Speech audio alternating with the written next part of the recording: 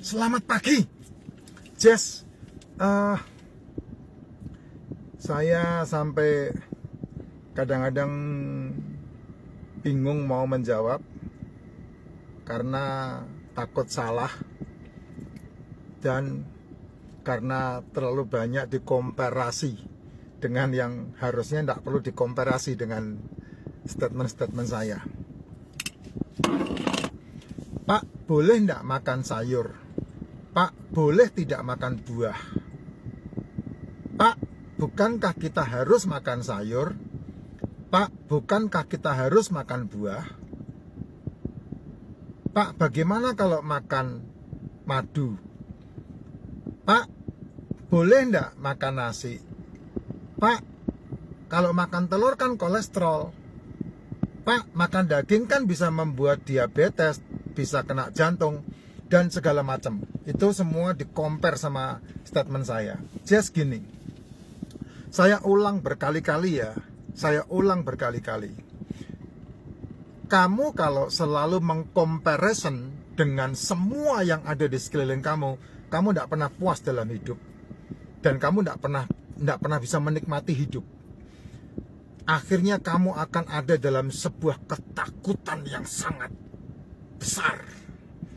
Kamu ada dalam kekhawatiran yang sangat besar. Dan saya mau kasih tahu, 90% itulah yang membunuhmu. Karena akhirnya kamu tidak bisa menikmati hidup yang dikaruniakan Tuhan kepada dirimu sendiri. Kalau kamu setuju dengan saya, monggo silahkan. Tapi kalau tidak setuju tidak apa-apa. Karena saya ini tidak pernah memberikan sebuah keterpaksaan dari hidup ini. Agama bagus dari sisi yang berbeda. Agama tidak bagus dari sisi yang berbeda lagi. Kamu beragama itu hak dan kewajibanmu untuk melakukan kewajiban dan hakmu sebagai orang yang beragama. Jangan dikomparasi dengan apa yang saya sampaikan. Karena apa yang saya sampaikan itu bicara masalah kesehatan, kebutuhan tubuh. Menggunakan istilah-istilah agama boleh, tidak ada masalah. Itu hakmu, itu juga hak saya. Tidak ada yang melarang, karena apalagi di negeri Konoha ini, di negeri Indonesia ini, hak kebebasan beragama dijamin oleh undang-undang. Tidak ada masalah, yes. Ya, masing-masing agama menjalankan puasanya. Saya juga menjalankan puasa saya. Ketika saya di ranah agama, maka saya menjalankan puasa saya dengan ranah agama. Setahun 3 hari saya puasa. Ketika apa? Ketika Jumat Agung, ketika Sabtu, ketika Minggu Paskah. Itu puasa saya. Yang lain silahkan dengan keyakinannya masing-masing. Ketika kamu jadi orang Islam, kamu beragama Islam, kamu menjalankan ibadah puasamu di Ramadan. Pagi jam 3 kamu sahur, sore jam 6 lebih sedikit kamu buka puasa. Itu hakmu. Itu kewajiban yang kamu harus lakukan. Demikian juga dengan yang Buddha, Hindu, dan yang lainnya. Masing-masing punya kewajibannya. Tapi kalau bicara masalah tubuh itu punya jam biologis, punya siklus tubuh. Nah, permasalahannya, kamu ini mau apa? Tujuan hidupmu ini mau apa? Kalau tujuan hidupmu mau masuk surga, ya kamu harus memilih agama yang menuntun kamu masuk ke surga. Betul tidak? Itu kan hak masing-masing. Silakan aja kamu memilih gitu. Saya sudah memilih. Karena saya sudah menentukan tujuan saya untuk berada di surga yang saya percayai. Kalau kita bicara masalah surga itu kan setiap kehidupan dunia ini punya tujuannya masing-masing. Surganya orang Cina beda dengan surganya orang Indian kan. Surganya orang Arab berbeda dengan surganya orang aborigin. Dan Indonesia ini masuk ke bagian mana kan saya tidak tahu. Saya tidak pernah mempelajari sejarah itu. Nah itu kalau mau dirunut sejarahnya kan panjang banget. Nanti jadi perdebatan gitu loh, Jess. Ranah saya adalah bicara masalah siklus tubuh. Yaitu apa? Soal makan. Kamu sampai hari ini suka makan nasi dan menjadikan makan nasi itu menjadi makananmu, monggo silakan, itu hakmu. Ya, saya hanya memberikan sebuah informasi yang bicara masalah siklus tubuh yang kalau seandainya kamu lakukan, kamu bisa menjalani kehidupanmu luar biasa.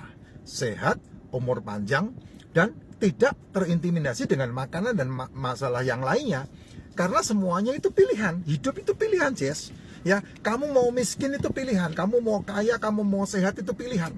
Kamu mau jomblo, kamu mau menikah itu pilihan. Nggak ada di dunia ini yang semuanya mau bendunduk kemudian tahu-tahu terjadi. Nggak ada. Semuanya itu sudah dirancang. Yang rancang kamu sendiri. Itu yang disebut nasibmu. Karena nasibmu ya kamu yang menentukan, bukan orang lain. Kadang kalau kamu di ranah agama, kamu bilang Tuhan yang menentukan nasibmu. Itu kesalahan terbesar itu, yang kamu putuskan sendiri. Kalau saya, nasib saya ya saya menentukan. Makanya ketika saya menemukan cara, saya share untuk teman-teman ikuti. Nah, tubuh kita ini punya siklus. Jam 4 pagi sampai jam 12 siang, itu asam lambung itu minus. Ya, kenapa? Karena ketika kamu istirahat tidur, tubuhmu dari asam menjadi basah. Dan ketika kamu bangun tidur jam 4 pagi sampai jam 12 siang itu tubuh menyesuaikan untuk dari basah menjadi asam. Nah, asam lambungnya itu minus. Makanya makan yang terbaik itu tidak makan. Sarapan yang terbaik itu tidak sarapan. Makan pagi yang terbaik itu tidak makan pagi. Gitu loh. Kalau seandainya toh harus makan pagi supaya kamu menjaga pankreasmu, saya anjurkan makan telur. Karena telur tidak membuat pankreas kaget dan kemudian menciptakan insulin dan menarik turun gula darah. Nah, sehingga sampai jam 12 siang yang terbaik ya tidak makan. Itu yang terbaik. Dan kalau kamu bisa melakukan itu, seumur hidupmu kamu sehat. Kamu sehat. Kalau pagi sampai siang jam 12 kamu tidak makan, kamu sehat. Nah, jam 1 siang sampai jam 7 malam itu waktu kamu makan. Mau makan apa aja silahkan, tidak ada yang dilarang. Tapi kalau kamu punya penyakit, ya sekarang ini kamu sudah sakit, kamu punya masalah ginjal, kamu punya masalah gula darah, kamu punya masalah jantung, kamu punya masalah kanker, kamu punya masalah, pokoknya yang namanya penyakit deh. Itu kan kamu sudah ciptakan, kamu sudah buat 5-10 tahun yang lalu, apa yang kamu makan setiap paginya, gitu.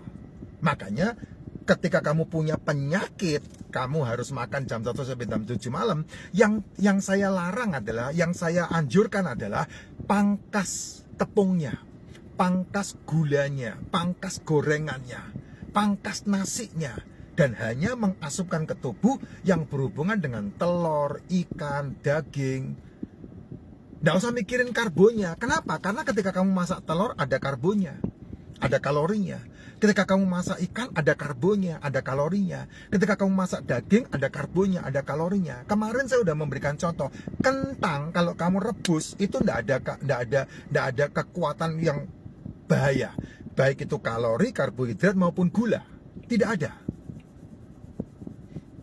Ya, karbohidrat ada di dalam kentang. Kalori ada dalam kentang, gulanya tidak ada, Tapi kalau kentang itu sudah kamu goreng, artinya semua makanan apapun sudah kamu bumbuin, sudah kamu goreng, itu sudah ada kalorinya, Jess. Itu sudah ada karbonnya, Jess. Ya. Tapi aneh, kentang ketika menjadi keripik itu malah justru mengerikan. Karena apa? Karena kalorinya bisa 5 kali lipat, karbohidratnya bisa 5 kali lipat, dan gulanya bisa 5 kali lipat. Dan malah tidak ada apa-apanya. Itu sama seperti kamu punya makanan apa saja, udah dimasak, kamu masak lagi. Nah, itu makanan saya tuh. Ketika saya kecil dulu. Makanan dipanasi sampai seminggu. Tidak ada gizinya. 0. Dan itu membuat setiap 10 menit lapar. Ngeri kan?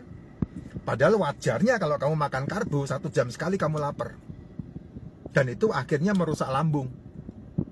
Akhirnya kena lagi ke yang lain gitu.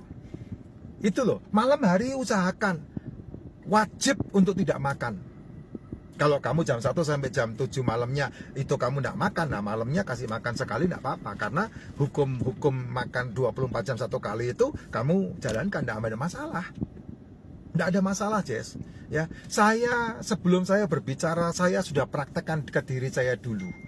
Dan saya mempraktekkan ke teman-teman yang lain yang mau, yang tidak mau ya enggak. Dan itulah sehat. Itulah sehat. Sedikit makan kamu akan menjadi lebih sehat. ya. Kolesterol tinggi, gula darahnya turun, kamu memiliki modal umur panjang. Nah, materi ini udah